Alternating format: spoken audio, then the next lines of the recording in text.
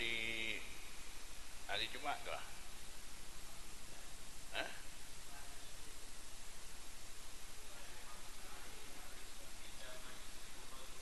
Ah,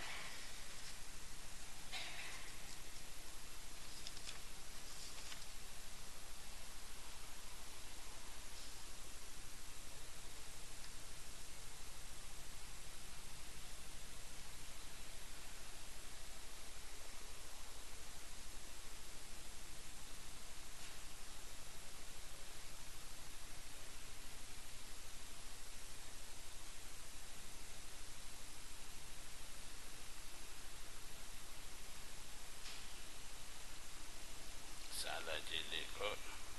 Yang ke berapa hadisnya? 400. Dia mengatakan ini 25. 425.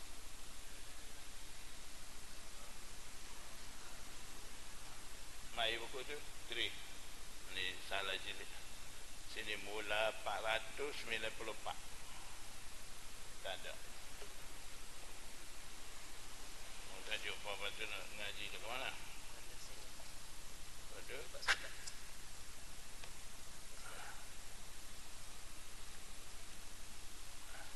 Ni lagi tak jumpa nombor tak ada. Cari ni habis masa.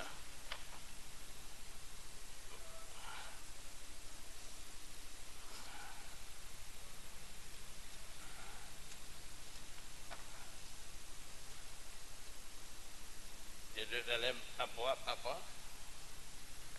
Abwabu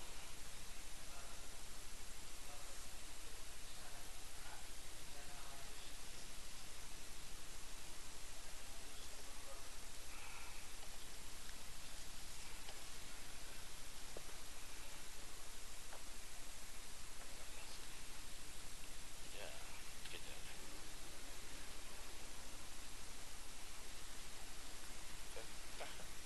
Oh, sini. Oh, nombor hadis tak sama. Jauh. Oh. Dia sebut atas, dia tengok bawah. Jadi. Ayo.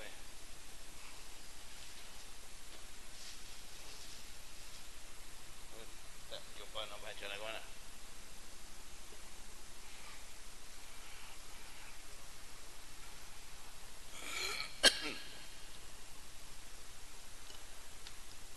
Bismillahirrahmanirrahim. Babun fil ightisali indama yuslimur rajulu. Bab berkenaan dengan mandi ketika seseorang masuk Islam. Mandi wajib ke ataupun sunat ataupun tak perlu mandi, macam mana hukum? Haddatsana Bundarun akhbarana Abdurrahman ibn Mahdi akhbarana Sufyanu anil Aghar ibn Sabbahi an Khalifah ibn Husain an Qais ibn Asim annahu aslama فأمره النبي صلى الله عليه وسلم أن يغتسل بماء وسدر. Riwayat daripada Qais bin Asim, dia memeluk agama Islam. Nabi sallallahu alaihi wasallam perintah dia supaya dia mandi dengan air campur daun bidara. Jadi hadis ni menjadi dalil masyru'iyah mandi bagi orang baru masuk Islam. Dan sesetengah ulama mereka mengambil maksud mandi bagi orang masuk Islam ni wajib, dan kebanyakan ulama, jumhur ulama mengambil maksud istihbab, mustahab sahaja. Dan yang Nabi sallallahu alaihi wasallam suruh mandi itu mungkin dalam keadaan dia sebelum masuk Islam tu mungkin dia tu junub ke, itu salah satu sebab. Kalau begitu wajib dia mandi. Kalau tidak, biasanya orang kafir ni mereka tidak ambil berat tentang kebersihan. Jadi sebab tu baik dia mandi dulu sebelum dia masuk Islam tu. Jadi ada beberapa sebab-sebab tertentu. Sebab itulah Nabi sallallahu alaihi wasallam suruh mandi, dan ulama juga mengambil kira dengan sebab-sebab tertentu tu.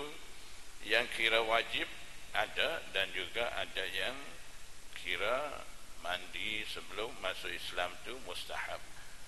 Wa fil bab an Abi Hurairah qala Abu Isa hadha hadithun hasanun la na'rifuhu illa min hadha al-wajh wal 'amalu 'alayhi 'inda ahli al-'ilm. Dan beramal menurut hadis ni di sisi ulama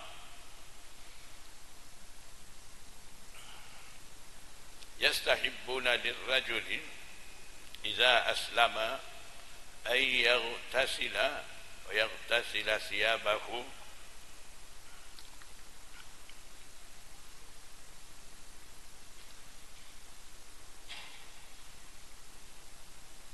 dan beramal menurut hadis ni di sisi ulama. Mereka menganggap mustahab bagi orang apabila masuk Islam dia tu mandi dan basuh cuci pakaiannya. Jadi kalaulah dia tu junub, mandi bagi dia tu wajib, dan pakaian dia pun perlu bersihkan disebabkan adat kebiasaan orang kafir ni. Mereka tidak ambil berat, tidak jaga daripada najasah dan sebagainya. Sebab tu afdal bagi mereka mandi dan bersihkan pakaian. Kalau dia tidak mandi dalam keadaan junub begitu, dalam keadaan pakaian tidak bersih, setelah dia masuk Islam sembahyang apa ni tidak akan sah. Sebab tu perlu dia mandi dan juga bersihkan pakaian dia. Babu ma dzukira min at-tasmiyati fi dukhulil khala'i. Bab datang menceritakan berkenaan dengan membaca bismillah, menyebut nama Allah ketika masuk tandas. Haddatsana Muhammad bin Humaid al-Razi قال أخبرنا الحكم بن بشير بن سلمان أخبرنا خلاد الصفار عن الحكم بن عبد الله النصري عن أبي إسحاق عن أبي جحيفة عن علي بن أبي طالب رضي الله عنه أن رسول الله صلى الله عليه وسلم قال. Riwayat daripada Sayyidina Ali, Nabi sallallahu alaihi wasallam bersabda, satru ma baina ayunil jinni wa aurati bani adama. Tutupan yang ada di antara mata-mata jin dan aurat Bani Adam ialah idza dakhala ahaduhumul khala'a ay yaqula bismillah. Apabila salah seorang daripada mereka ketika dia hendak masuk tandas, dia baca bismillah. Dan dalam riwayat lain ada baca Allahumma inni a'udzubika minal khubuthi wal khaba'is. Jadi cantum riwayat-riwayat itu boleh baca bismillah Allahumma inni a'udzubika minal khubuthi wal khaba'is, minta tutupan daripada jin syaitan biasanya jin syaitan ni mereka himpun duduk di tempat-tempat kotor, najis. Biasanya dalam tandas-tandas ni jin-jin ada, syaitan ada.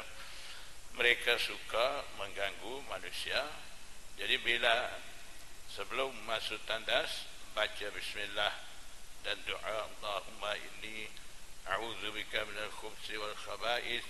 Allah Subhanahu wa taala adakan satu tutupan di antara orang masuk tandas dan jin syaitan tu. Jadi jin syaitan tidak nampak orang ada dalam tandas tu. Kalau tidak, mereka nampak dan mereka ganggu dan boleh timbulkan waswasah dan sebagainya. Jadi sebab tu Nabi sallallahu alaihi wasallam dah bagi satu cara terbaik untuk dapat lindung daripada gangguan syaitan.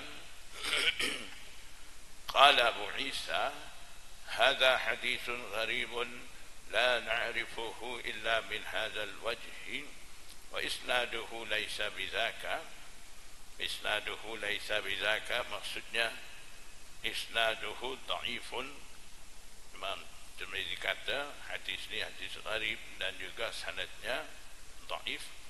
Walaupun dhaif tidak kata sebab sanad hadis itu dhaif, doa tu tak boleh baca, tak boleh amal dengan hadis ni sebab dhaif, tidak maksud tu kiranya doa tu boleh baca. Masalah dhaif ni berlaku dalam sanad hadis tu, sebab Imam Tirmizi kata laisa bidzaka dhaif ni Muhammad bin Humaid Razi Syekhut Tirmizi tu, dia tu rawi, seorang rawi dhaif. Wa qad ruwiya an Anas an an-nabiy sallallahu alaihi wasallam syai'un fi hadha. Diriwayatkan daripada Anas bin Malik daripada Nabi sallallahu alaihi wasallam sesuatu hadis dalam bab ini. Bab ma dzukira min sima'i hadhihi al-ummati min athari as-sujudi wa tuhuri yaum al-qiyamah. Bab diceritakan berkenaan dengan tanda umat ini, min bayan, iaitu kesan-kesan ataupun bekas-bekas daripada sujud dan taharah pada hari kiamat. Tanda itu akan timbul, akan muncul pada hari kiamat nanti. Haddatsana Abu al-Walid ad-Dimashqi qala akhbarana al-Walid bin Muslim qala Safwan bin Amr أخبرني يزيد بن أمير عن عبد الله بن بسر عن النبي صلى الله عليه وسلم قال. Riwayat daripada Abdullah bin Busr, Nabi sallallahu alaihi wasallam bersabda, ummati yaumal qiyamati ghurrum minas sujudi muhajjaluna minal wudu'. Umat aku akan ada tanda pada hari kiamat, ghurrun, bercahaya, cahaya pada muka, minas sujudi, bekas ataupun kesan daripada sujud, muhajjaluna, dan juga putih kilau, minal wudu'i, kerana kesan wudu. Jadi kesan daripada wudu, kesan daripada sujud akan timbul pada hari kiamat dalam bentuk bercahaya di muka dan juga di tangan, di kaki, tempat-tempat di mana mengambil air sembahyang tu. Jadi biasanya istilah ghur Dan muhajjalun ni guna pada kuda. Kuda ada di dahi putih dan juga tangan kaki putih. Kuda seperti itu dikira cantik, dan orang Arab memang suka. Sebab tu Nabi sallallahu alaihi wasallam guna istilah-istilah ni supaya mudah nampak tanda-tanda tu. Jadi tuhur muhajjalun, tanda ada di dahi, putih di dahi kuda dan juga putih di tangan kaki. Maknanya seperti itulah hari kiamat nanti orang-orang wudu sembahyang, dahi mereka bercahaya dan tangan kaki di mana basah air wudu, anggota wudu tu juga akan bercahaya. Berbeza dengan umat Nabi, anbiya lain. Ini khususiah bagi umat Nabi Muhammad sallallahu alaihi wasallam. Qala Abu Isa, hadha hadithun hasanun sahihun gharibun min hadha al-wajh min hadith Abdullah ibn Busr. Bab ma yustahabbu min at-tayammun fi at-tuhur. Mustahab mula daripada kanan ketika taharah wudu. Hadatsana Hannadun qala akhbarana Abu al-Ahwas an Ash'ath ibn Abi Sha'sa'i an abihi an Masruq an Aisyah qalat. Riwayat daripada Aisyah kata, inna Rasulullah sallallahu alaihi wasallam kana yuhibbu at-tayammuna fi tuhurihi idza tatahhara. Nabi sallallahu alaihi wasallam menyukai tayammun, bermula daripada sebelah kanan ketika taharah, apabila Nabi sallallahu alaihi wasallam hendak mengambil taharah. Wa fi tarajjulihi idza tarajjala, dan begitu juga Nabi sallallahu alaihi wasallam tarajjul, menyisir rambut, menyikat rambut. Apabila dia hendak menyikat rambut tu, dia mula sebelah kanan, belah. Biasanya Nabi sallallahu alaihi wasallam belah tengah rambut kepala dia, dan dia akan mula sisir sebelah kanan dulu. Wa fi ti'alihi idzan ta'ala, dan begitu juga apabila Nabi sallallahu alaihi wasallam hendak memakai selipar, dia mula dengan kanan. Wa Abu Sha'sa ismuhu Sulaim ibn Aswad al-Muharibi qala Abu Isa hadha hadithun hasanun sahihun babu dhikri qadri ma yujzi'u min al-ma'i fil wudu'i. Bab menceritakan berkenaan dengan kadar sukatan air yang mencukupi untuk wudu. Maksudnya di sini akan ceritakan sebanyak mana air wudu Rasulullah SAW guna tu. Haddatsana Hannadun qala akhbarana Waqi'un an Syarikin an Abdullah ibn Isa an ibn Jabrin عن أنس بن مالك أن رسول الله صلى الله عليه وسلم قال يجزئ في الوضوء رطلان من ماء.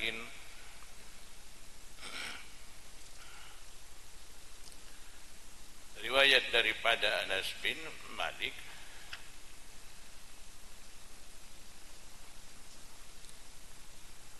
Nabi sallallahu alaihi wasallam bersabda, mencukupi, memadai untuk wudu 2 ritil air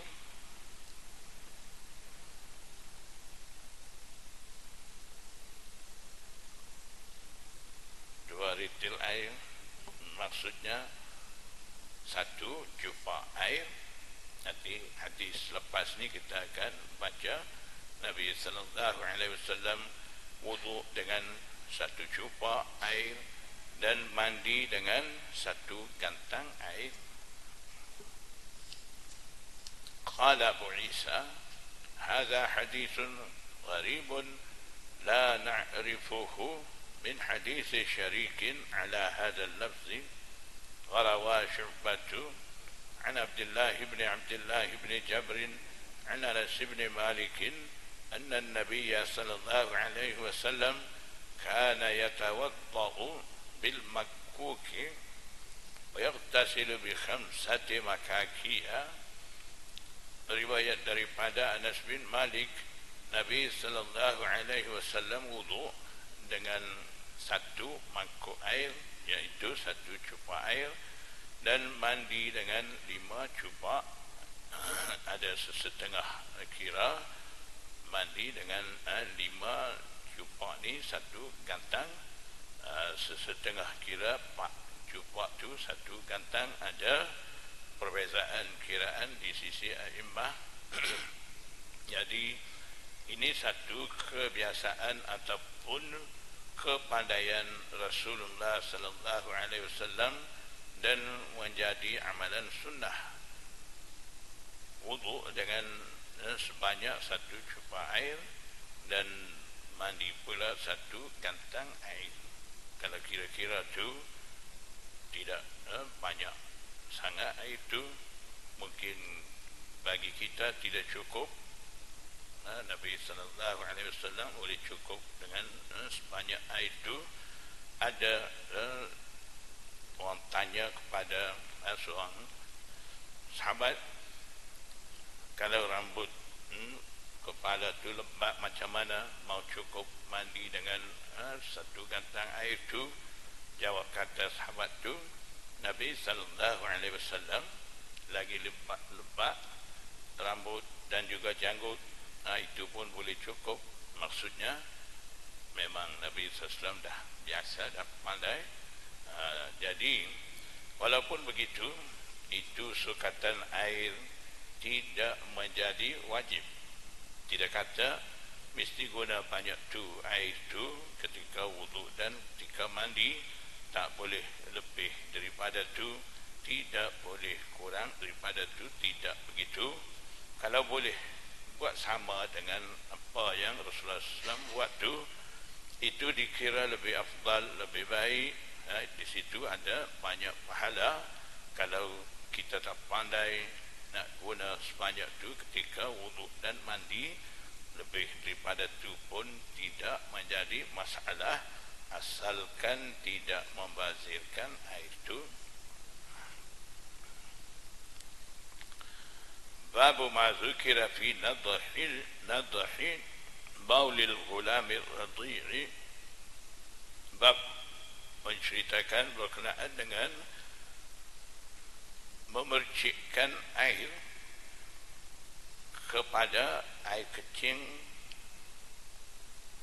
budak tengah menyusu, radhi, budak sedang menyusu, bau kecil lagi. Haddatsana Bundarun أخبرنا معاذ بن هشام قال حدثني أبي عن قتادة عن أبي حرب بن أبي الأسود عن أبيه عن علي بن أبي طالب عن النبي صلى الله عليه وسلم قال في بول الغلام الرضيع. Riwayat daripada Sayyidina Ali, Nabi sallallahu alaihi wasallam bersabda berkenaan dengan air kencing kanak lelaki yang sedang menyusu. Hukumnya kalau terkena air kencing budak kecil tu, yudhahu baulul ghulami, dipercikkan air pada air kencing kanak lelaki, yusalu baulul jariyah, dan akan dibasuhkan air kencing budak perempuan tu. Qala Qatadatu, Qatada kata, wa hadha ma lam yat'ama, dan ini hukum ini hanya renjiskan air bagi kanak lelaki. dan juga karena perempuan tu basuh yang Nabi SAW perintah tu, ini malam yat'ama, budak dua tu, ulam dan jariyah tu masih tidak pandai makan lagi, hanya dia hidup dengan susu ibu, tidak makan lagi makanan yang lain. Ketika itulah hukum ni boleh beramal, boleh pakai. Faiza ta'ima ghusila jami'a, dan maka apabila dua tu mula makan dibasuh kesemuanya. Kalau dah pandai makan dah, dia mula makan nestum ke nasi ke, ketika tu tak kira air kecing lelaki ke perempuan ke, air kecing budak-budak kena, pakaian kita mesti basuh. Jadi perbezaan di sini di antara lelaki, budak lelaki dan budak perempuan, air kecing budak lelaki kena renjiskan air, mercikkan air. Air kecing budak perempuan pula kena basuh. Beza begitu adalah berdasarkan keadaan air kecing budak dua tu. Biasanya air kecing budak lelaki ni dia tidak pekat dan tidak bau sangat. Air kecing budak perempuan ni biasanya dia pekat dan bau berbanding dengan air kecing lelaki. Jadi sebab tu air kecing budak perempuan tu perlu basuh. Air kecing lelaki ni dengan hanya ranjiskan air, percikkan air ke atas tu, dia akan keluar. Kalau air kecing budak perempuan tu dia lekat, pekat, sebab tu perlu basuh. Jadi Imam Nawawi kata dalam keadaan ranjiskan percikan air di atas tempat terkena air kecing tu, mercikan air sebanyak air itu kiranya dah basah. Kalau kita perah mesti dia keluar air daripada tempat kita dah percikan air tu, sebanyak tu perlu kita renjiskan air di atas air kecing budak lelaki tu. Qala Abu Isa hadha hadithun hasanun rafa'a Hisham ad-Dastawai hadha al-hadith an Qatadah.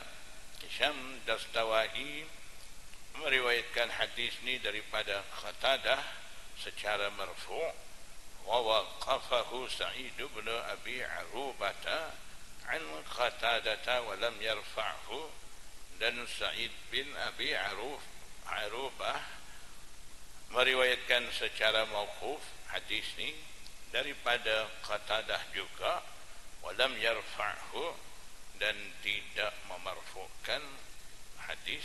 Jadi maksudnya daripada Qatadah hadis ni datang riwayat secara marfu' pun ada, mauquf pun ada.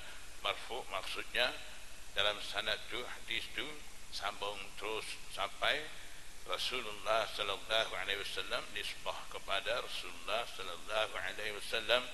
Satu lagi secara mauquf maksudnya tidak nisbah kepada Rasulullah SAW, nisbah setakat sahabat sahaja, itu dinamakan mauquf. Babu ma dzukira fil rukhsati lil junubi fil akli wan naumi iza tawadda'a. Bab datang menceritakan berkenaan dengan keharusan bagi orang wajib mandi junub, harus dia boleh makan dan juga boleh tidur balik walaupun dia tidak mandi junub lagi, tapi sebaik-baiknya iza tawadda'a, apabila dia sudah ambil wudu. Haddatsana Hannadun qala akhbarana Qabisatu an Hammad ibn Salamata an Ata'in al-Khurasani عن يحيى بن يعمر عن عمار أن النبي صلى الله عليه وسلم رخص للجنب إذا أراد أن يأكل أو يشرب أو ينام أن يتوضأ وضوءه للصلاة. Riwayat daripada Ammar bin Yasir, sesungguhnya Nabi sallallahu alaihi wasallam mengharuskan bagi junub apabila dia hendak makan ataupun hendak minum ataupun dia hendak tidur balik, tidur semula, Nabi sallallahu alaihi wasallam haruskan dia wuduknya pula seperti mana wuduk untuk sembahyang. Jadi maksudnya dia tidak perlu mandi junub dulu. Sebelum mandi junub tak boleh makan, tak boleh minum, tak boleh tidur balik, mesti mandi dulu. Tidak begitu. Maknanya dah junub tidak mandi selalu. Sebelum mandi mau makan, mau minum boleh, mau tidur balik nanti bangun tidur dekat subuh baru nak mandi contohnya. Kalau begitu dia ambil air sembahyang, kemudian makan, minum dan tidur balik, itu tidak menjadi masalah. Wudu ahli salati maksudnya wudu syar'i, seperti mana kita wudu untuk sembahyang tu, tidak kata basuh cuci tangan, mulut sahaja, seperti mana ada maksud daripada wudu lughawi itu. Bukan maksud tu wudu betul-betul seperti kita nak sembahyang, ambil air sembahyang tu. Wudu syar'i itu yang dimaksudkan di sini dengan wudu ni. Dan hadis ni menunjukkan bagi junub ni kalau dia mandi selalu itu afdal, tapi kalau dia tak mau mandi lagi ada rukhsah bagi dia boleh wudu, kemudian ada urusan apa-apa, nak makan, nak minum, nak tidur balik, semua tu boleh dia buat. Itu satu kelonggaran Rasulullah sallallahu alaihi wasallam bagi kepada umat dia. Ada satu ketika sahabat tanya kepada Aisyah tentang mandi junub, adakah Rasulullah SAW mandi junub? Kiranya Rasulullah SAW junub pada awal malam, adakah Nabi SAW mandi selalu? Aisyah jawab kata, ada kadang-kadang Rasulullah SAW mandi, kadang tidak. Nabi SAW wudu, kemudian hampir dengan waktu sahur, waktu subuh barulah Nabi SAW mandi.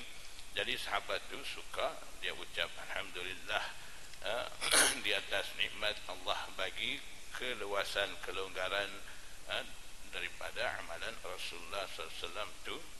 Qala Abu Isa, hadza hadithun hasanun sahihun, babu ma zukira fi fadli salati, bab berkenaan dengan kelebihan sembahyang. حدثنا عبد الله بن أبي زياد أخبرنا عبيد الله بن موسى أخبرنا غالب أبو بشر عن أيوب بن عائد الطائي عن قيس بن مسلم عن طارق بن شهاب عن كعب بن عجرة قال قال لي رسول الله صلى الله عليه وسلم أعيذك بالله يا كعب بن عجرة. Riwayat daripada Ka'ab bin Ujrah, dia kata Nabi sallallahu alaihi wasallam bersabda kepada aku, sabdanya, aku minta lindung bagi engkau dengan nama Allah di sisi Allah, wahai Ka'ab bin Ujrah, minta lindung min umara'in yakununa min ba'di, minta lindung daripada pembesar-pembesar, pemimpin-pemimpin, maksudnya minta lindung daripada amalan perbuatan mereka, ataupun minta lindung bagi engkau di sisi Allah daripada engkau memasuki di sisi mereka ataupun adakan hubungan dengan mereka. Maksudnya daripada sini Nabi sallallahu alaihi wasallam mahunya Ka'ab bin Ujrah ni kalau boleh dia jangan masuk campur urusan dengan pembesar-pembesar ataupun sentiasa masuk keluar di sisi mereka dan bekerja dengan mereka. Nabi sallallahu alaihi wasallam seolah-olah pesan kepada Ka'ab bin Ujrah supaya mengelak daripada semua keadaan itu. Umara yakununa min ba'di, yang wujud setelah wafat aku. Jadi maksud umara di sini umara pemimpin-pemimpin, pembesar-pembesar dalam pemerintahannya sentiasa sifat dengan sifat pembohongan ataupun pemimpin-pemimpin zalim. Faman washiya abwabahum fasaddaqahum fi kadhibihim, maka sesiapa washiya, maksud di sini dakhala alaihim, masuk di sisi pintu-pintu mereka, maksudnya sesiapa datang ataupun masuk ke rumah mereka, mengunjungi rumah orang-orang besar, pemimpin, pemerintah, fasaddaqahum, kemudian membenarkan mereka dalam apa sahaja keadaan pemimpin itu, orang itu menyokong, membantu, wa'anahum fi kizbihim, fasaddaqahum fi kadzibihim, dalam pembohongan, pendustaan mereka. Orang yang mengunjungi rumah-rumah orang besar itu, dia menyokong ataupun membenarkan. Wa'anahum ala zulmihim, dan yang mengunjung itu dia membantu kepada mereka umara terhadap kezaliman mereka. Kalau orang biasa dia bantu urusan-urusan umara itu, kalau orang alim yang mengunjungi pembesar-pembesar, mereka pula akan bantu dengan fatwa-fatwa mereka, perbuatan-perbuatan zalim yang sedang lakukan daripada zalim-zalim, pembesar-pembesar zalim itu, dia akan bagi fatwa seolah-olah perbuatan-perbuatan itu sah, tidak ada dosa. Jadi akan bantu dengan cara umara itu, dengan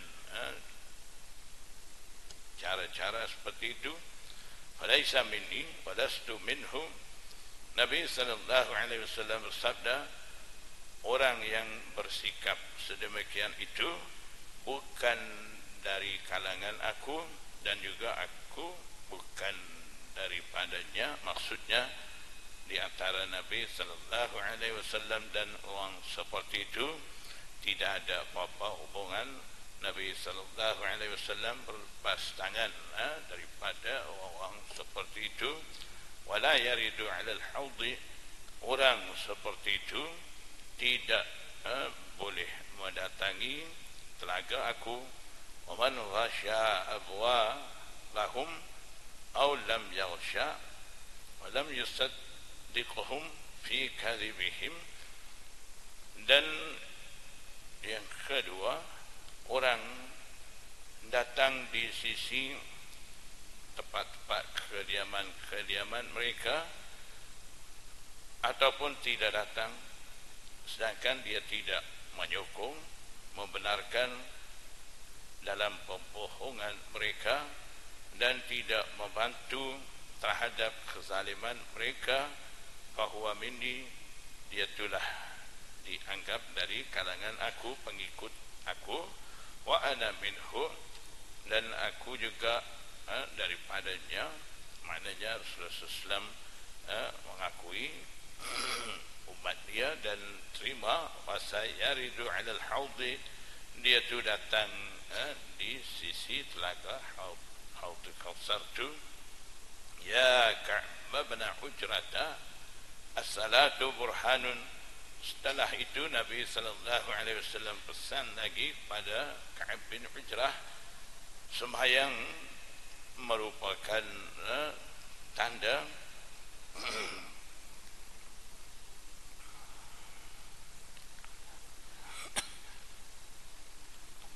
maksudnya tanda keimanan seseorang. Wasaumu junnatun hasinatun, dan puasa merupakan perisai dan juga penting menghalang daripada api neraka. Wassadaqatu tutfi'ul khati'ata, dan sedekah itu melenyapkan, memadamkan dosa seperti mana air memadamkan api. Ya Ka'b bin Ujrata, innahu la yarbu lahmun nabata min suhtin illa kanatin naru awla bihi. Wahai Ka'b bin Ujrah, sesuatu daging tidak akan subur, tidak akan berkembang. Daging yang tumbuh daripada makanan haram, suhtun haramun, kecuali api neraka itulah lebih layak dengan dia. Maksudnya daging isi tubuh seseorang, isi seseorang, kembang mai, tubuh mai, melalui harta haram, makan minum haram. Jadi tubuh badan seperti itu, Nabi SAW bersabda, api neraka lah layak dengan dia. Qala Abu Isa, hadza hadithun hasanun gharibun la na'rifuhu illa min hadzal wajhi, wa sa'altu Muhammadan an hadzal hadis, dan aku tanya kepada Muhammad bin Ismail al-Bukhari tentang hadis ni, falam ya'rifhu illa min hadis Ubaidillah bin Musa wastaghrabahu jiddan. Maka bila tanya kepada Imam Bukhari tidak mengenali hadis ni kecuali dia kenal melalui hadis yang datang riwayat daripada Ubaidullah bin Musa, iaitu Syekh bagi Abdullah bin Abi Ziyad, Syekhut Tirmizi. Wastaghrabahu jiddan, dan Imam Bukhari anggap hadis ni hadis gharib. وقال محمد حدثنا ابن نمير عن عبيد الله بن موسى عن غالب بهذا أي بهذا الحديث. Kemudian Imam Bukhari kata Ibnu Numair, riwayat hadis ni daripada Ubaidullah bin Musa daripada Ghalib, riwayat hadis ni. Jadi maksudnya Imam Bukhari mengakui hadis daripada Ubaidillah bin Musa tu, sebab dia sendiri juga riwayat hadis tu daripada Syekh dia Ibnu Numair melalui sanad Abdullah bin Musa tu. Babun minhu, haddatsana Musa bin Abdurrahman al-Kufi qala akhbarana Zaid bin al-Hubabi قال أخبرنا معاوية بن صالح قال حدثني سليم بن عامر قال سمعت أبا أمامة يقول سمعت رسول الله صلى الله عليه وسلم يخطب في حجة الوداع. Riwayat daripada Abu Umamah, dia kata, saya dengar Nabi sallallahu alaihi wasallam berkhutbah pada haji wida. Faqala Nabi sallallahu alaihi wasallam bersabda, ittaqullaha rabbakum, hendaklah kamu takut, bertakwa kepada Allah Tuhan kamu, wasallu khamsakum, dan juga hendaklah kamu sembahyang 5 waktu sembahyang kamu, wasumu syahrakum, dan juga hendaklah kamu berpuasa pada bulan kamu, yaitu bulan Ramadan, wa addu zakata amwalikum, dan hendaklah kamu tunaikan zakat bagi harta-harta kamu. Tadkhul wa ati'u za amrikum, dan hendaklah kamu taat kepada pemerintah kamu. Tadkhulu jannata rabbikum, kamu akan masuk syurga kepunyaan Tuhan kamu. Qala qultu li Abi Umamah, aku kata kepada Abu Umamah, yang kata ni Sulaim bin Amir, yang riwayat daripada Abu Umamah tu, dia tanya syekh dia Abu Umamah, munzu kam sami'ta hadzal haditha, semenjak berapa lama engkau dah dengar hadis ni? Dah berapa tahun engkau dengar hadis ni, ataupun baru ke dengar hadis ni?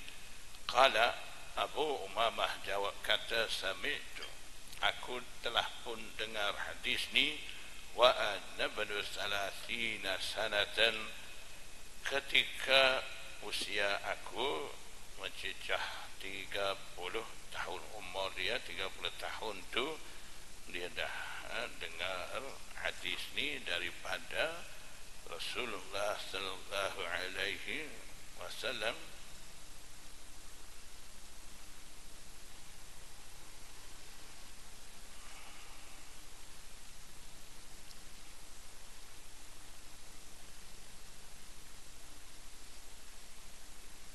Jadi dalam hadis yang lepas, di situ Nabi sallallahu alaihi wasallam pesan kepada Ka'ab bin Ujrah supaya menjauhi diri daripada pemimpin, supaya tidak bergaul dengan mereka. Dan dalam hadis ni pula Nabi sallallahu alaihi wasallam bersabda, wa ati'u za amrikum, turutlah pemimpin kamu tu, taatlah pemimpin kamu. Jadi nampak zahirnya agak bercanggah. Muhaddisin kata, yang mana Nabi sallallahu alaihi wasallam larang bergaul dan masuk keluar rumah mereka, itu adalah pemimpin zalim dan yang pergi mendampingi dengan pemimpin itu pula membantu kezaliman mereka. Keadaan seperti itulah Nabi sallallahu alaihi wasallam larang. Dan yang di sini pula Nabi sallallahu alaihi wasallam suruh taat ni, itu Nabi sallallahu alaihi wasallam menerangkan di sini tanggungjawab bagi pengikut yang ada di bawah pemimpin tu. Jadi pemimpin tu, walaupun yang dah dilantik jadi pemimpin ni, sama ada dia tu adil ataupun zalim, bila dah dilantik jadi pemimpin, maksudnya taat saja, asalkan dia tidak perintah, tidak suruh kita buat maksiat.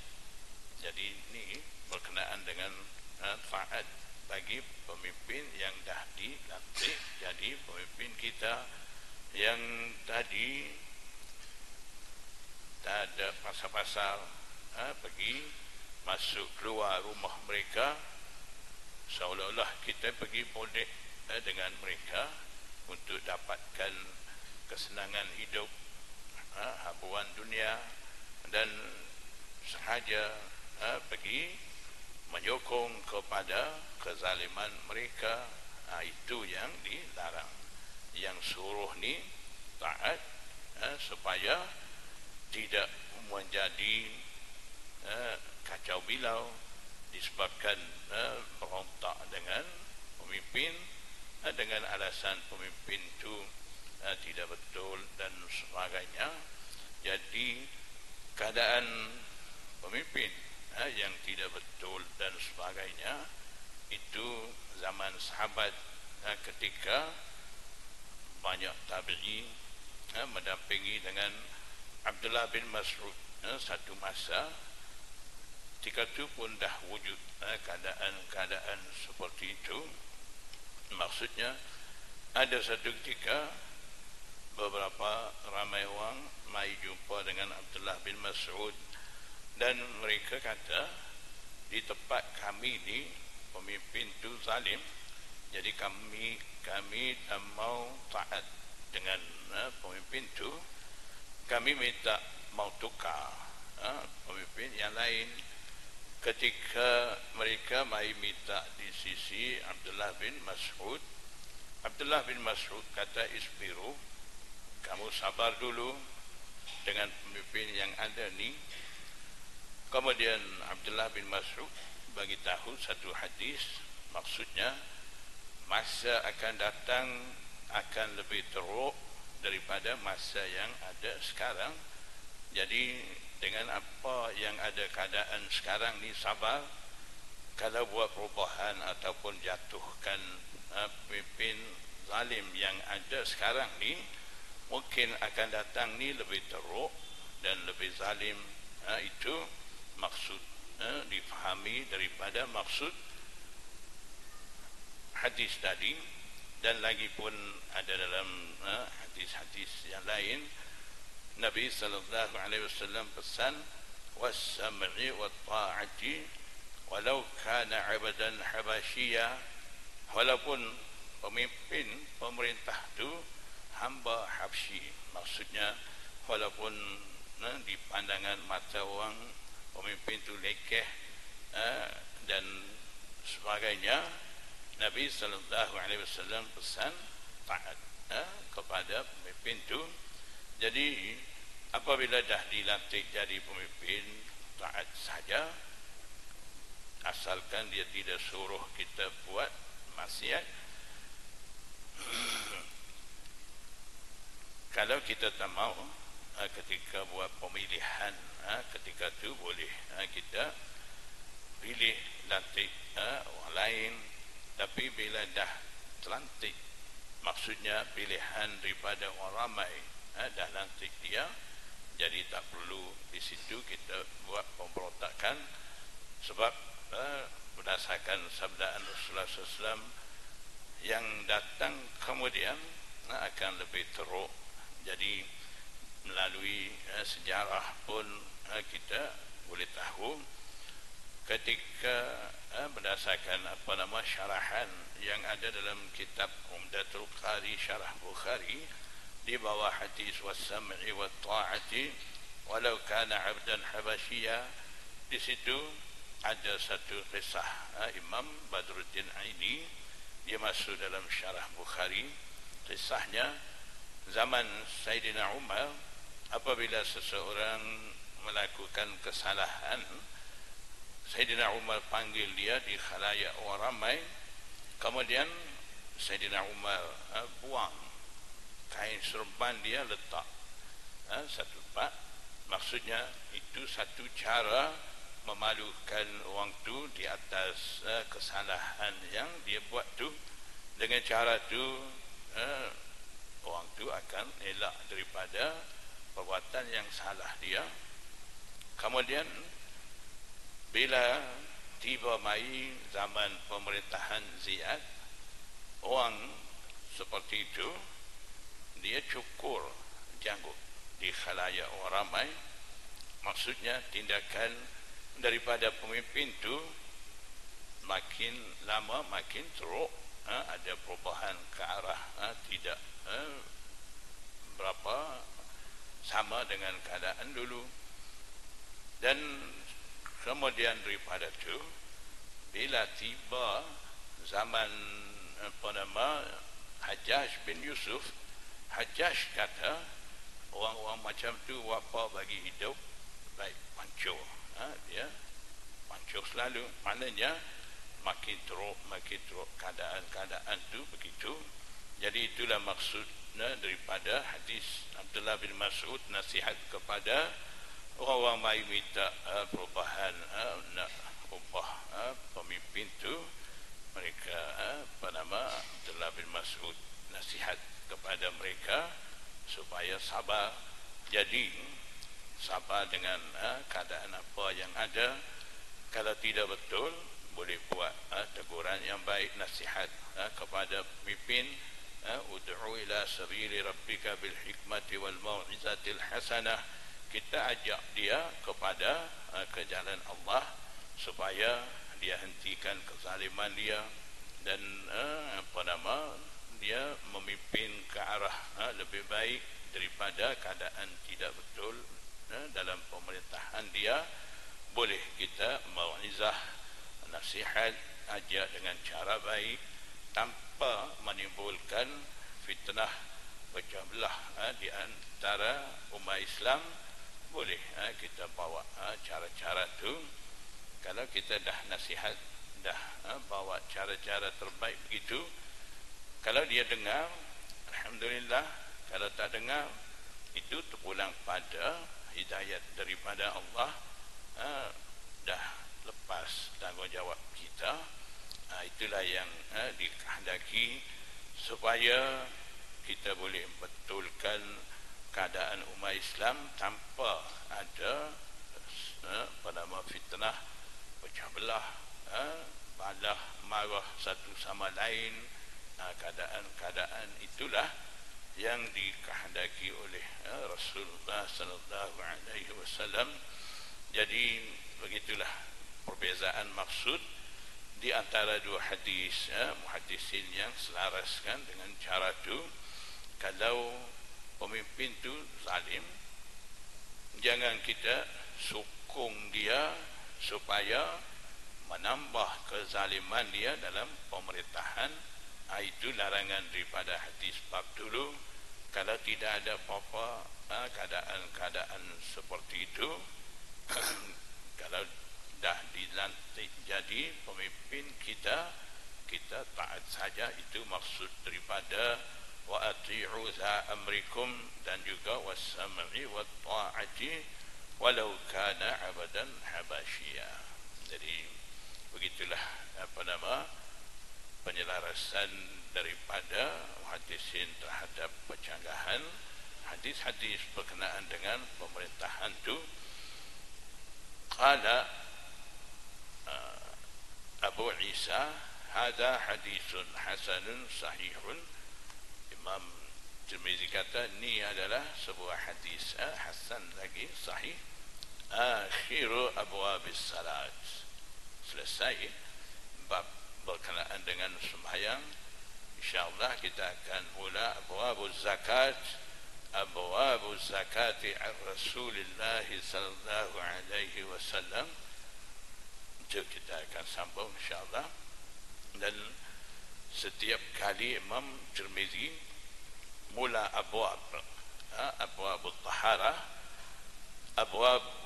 abwabus salat, ini abwabuz zakat, akan datang abwabus saum, abwabul buyu' dan sebagainya. Setiap kali Imam Tirmizi mula bab tu, di situ mesti ada ar-Rasulillah. Istilah ar-Rasulillah ni setiap bab Imam Tirmizi mula di situ akan ada, itu ada makna dan tujuan tertentu daripada Imam Tirmizi. Tidak kata setiap bab dia duk masuk ni suka-suka dia masuk, tidak, ada maksud dia. Maksudnya Imam Tirmizi daripada Rasulullah ni dia isyarat kepada satu perkara, iaitu hadis-hadis yang dia masukkan dalam kitab Sunan Tirmizi ni semuanya hadis marfu'ah, tidak ada asar mauqufah ataupun asar maqtu'ah. Maknanya hadis-hadis ada nisbah kepada Rasulullah sallallahu alaihi wasallam, hadis marfu' saja dia masuk, dan asar sahabah dan juga asar tabi'i dia tidak masukkan di sini. Isyarat dengan istilah begitu sebabnya Imam Tirmizi nak membezakan keadaan semasa a'immah sittah menyusunkan kitab-kitab hadis dengan imam-imam hadis sebelum mereka. Imam-imam hadis sebelum mereka a'immah sittah tu, mereka menyusun kitab-kitab hadis tu, dalam tu campur banyak jenis. Maksudnya mereka masukkan hadis-hadis marfu' dalam kitab mereka, hadis mauquf masuk, hadis maqtu' pun ada, kemudian aqwalus sahabah, fatwa tabi'i, semua mereka masuk.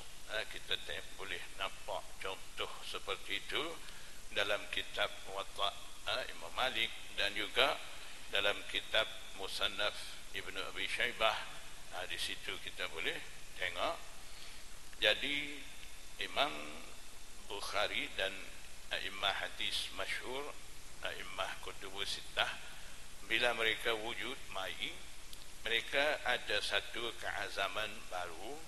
Mereka mau asingkan hadis marfu'ah saja, yang mana hadis-hadis marfu' tu ada sahih, ada hasan, ada dhaif, mereka himpun khusus dalam kitab-kitab mereka, dan mereka tinggalkan aqwalus sahabah dan juga fatwa tabi'i, mereka tidak masukkan dalam kitab mereka. Jadi daripada Rasulullah sallallahu alaihi wasallam, Imam Tirmizi masukkan di bawah setiap tajuk tu. Imam Tirmizi maksud kepada tu, isyarat kepada maksud tu. InsyaAllah kita akan sambung. Jadi tadi saya ada bincang dengan Imam, disebabkan ada masalah pribadilah, ramai buat tahu dah, ada setengah-setengah tempat cuti-cuti sebab anak tahun depan mau pergi belajar hadis tu, ada beberapa kitab perlu khatam daripada Malaysia ni sebelum pergi. Jadi kiranya dalam masa yang tinggal ni, dengan masih ada lagi tak habis tu, perlu ambil masa lebih sikit. Kalau macam biasa ngajar pagi, lepas tu malam ngajar juga, jadi tengah hari pun di rumah ni tahu apa dapat ambil masa untuk ngajar tu. Jadi waktu malam pengajian, waktu malam sini Masjid Telipuk, Masjid Pitunggai itu dah cuti dah kan. Jadi mungkin kita akan cuti panjang sekejap sampai bulan 1. Mungkin tengah bulan 1 kita mula balik. Begitu juga yang saya pergi mengajar di luar, di situ pun ada beberapa tempat ejah masa cuti. Jadi begitulah. Mungkin daripada minggu depan ni waktu malam tu akan cuti lah semua tempat. Cuma ada waktu siang hari Masjid Muhammadi dan Masjid Topak, dua tu bila buat apa tu pun dah cuti dah dulu. Begitulah, nanti selepas selesai urusan anak, kita jumpa balik lah bulan 1. Perlu ambil masa sikit untuk dia. Jadi untuk ramai-ramai ni dah lama saya bagi masa dah cuti sekejap. Lepas tu tolong doa lah biar nak pergi belajar tu mudah dan jadi pergi belajar insyaAllah. Boleh dah? Kalau ada bantahan nak ngaji juga insyaAllah. Gitulah dah, sekejap cuti sementara. Bulan 1 insyaAllah kita sambung balik. Allah